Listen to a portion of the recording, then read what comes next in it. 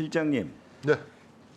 혹시 그 윤석열 대통령의 해외 순방 외교 때 네. 그 순방 외교를 훼손하기 위하여 바이든 날리면이라고 대화 기록을 짜깁기 편집 의혹을 짜깁기 편집 보도했다가 방심위로부터 제재를 받은 그런 사건 알고 있죠? 네. 그때 그 바이든 날리면이 조작됐다, 짜깁기했다는 것을 증명한 것이 어딘지 혹시 기억하시나요?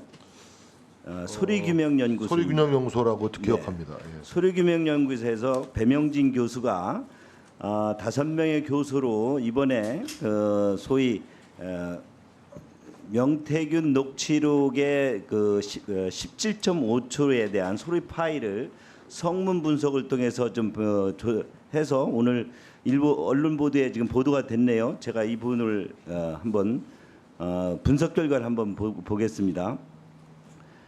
17.5초의 소리 파일에서 임의로 편집 조작된 증거가 보인다. 편집 조작을 가리기 위해 바람 소리와 같은 배경 잡음이 인위적으로 추가되었다.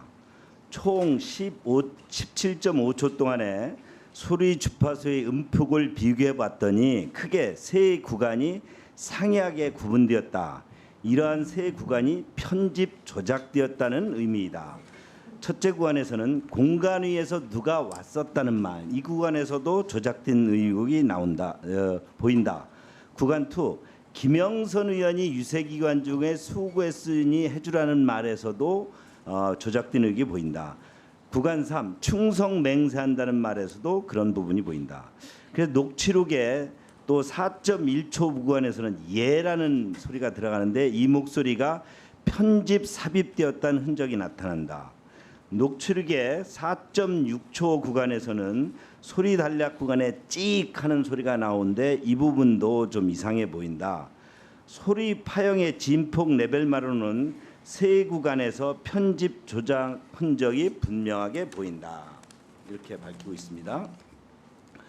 그래서 문제점, 녹취된 소리를 세 구간 나눠서 이렇게 보이는 만큼 문장 내용 중에 돌출 발병과 문장의 끊김 현상이 존재하는 부분 등 17.5초의 짧은 시간에 발생한 내용들에서는 중요하다는 청탁의 기를 입증할 수 있는 점이 안 보인다. 이렇게 보이고요. 통화 내용이 종결이 전며 내로 지속된다는 점도 문제점으로 보인다. 그래서 결론을 이렇게 냈습니다. 공개된 녹취록은 증거로서 가치가 상실된다. 소리 증거의 무결성, 소위 말하는 가로 열고 불법 녹취가 상실되었다. 무결성이 상실되었다. 공개된 녹취의 내용이 크게 세 구간에서 아까 세 구간을 얘기했죠. 편집 조작된 것으로 보인다. 세 구간 크게 나눠서 보면 녹취록의 내용의 의미가 없어진다. 소리 편집 조작을 숨기기 위해 고의적으로 배경 잡음을 추가하는 적이 보인다. 소리 단절 구간도 보인다. 이렇게 보고 있습니다. 이 부분에 대해서 실장님 나중에 제대로 한번 따져보세요. 이 소리규명에서 이렇게 가지고 지금 보도가 돼 있습니다. 네, 그렇게 하겠습니다. 네.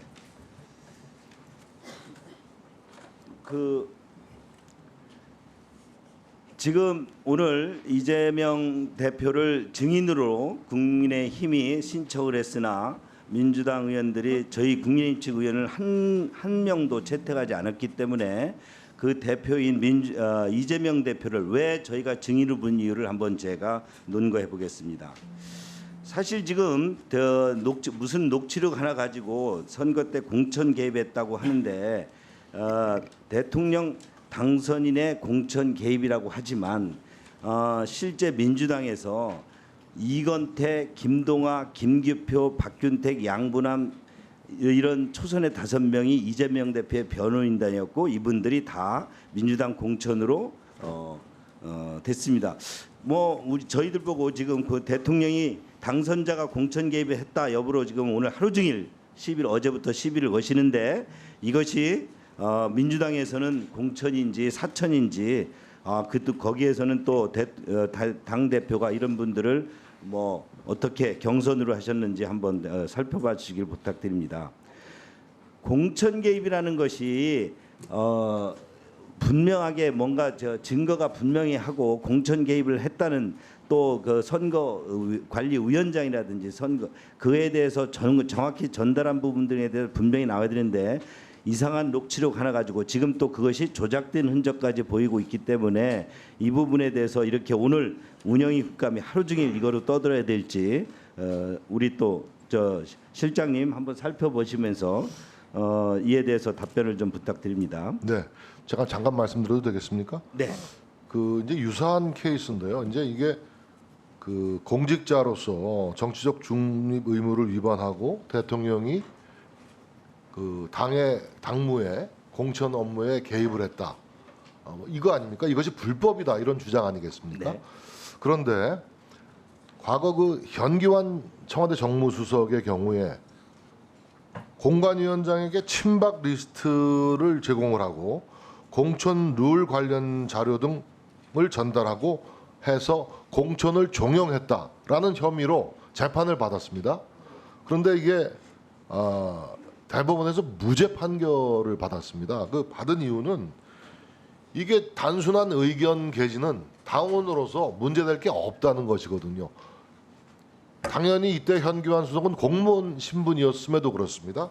그러니까 이 공무원 신분으로서 이런 것이 유죄가 되려면은 선거인들, 투표를 찍는 선거인들의 의사와 판단에 영향을 미치는 행위로 봐야 되는데 당 공천심사위에 난 누가 좋더라, 나 이 사람 좀 해주면 좋겠다라는 의견 표시 정도는 전혀 불법 개입이라고 볼 수 없다는 것이죠. 이 대법원 판례가 나와 있는 것입니다. 그러면 박근혜 대통령은 왜 그럼 유죄가 됐냐? 박근혜 대통령의 경우에는 좀 사정이 다릅니다. 결론적으로 박근혜 대통령은 유무죄를 다투질 않았습니다. 항소를 하지 않아서 그냥 유죄가 확정된 케이스인데 그 뒤에 기소된 현기환 정무수석은 이런 선거 개입, 공천 개입 관련해 가지고 똑같이 재판을 받았는데 대법원 무죄 확정 판결을 받았다는 점을 사례로 참고 삼아 말씀드립니다. 네, 발언을 마무리해 주시고요.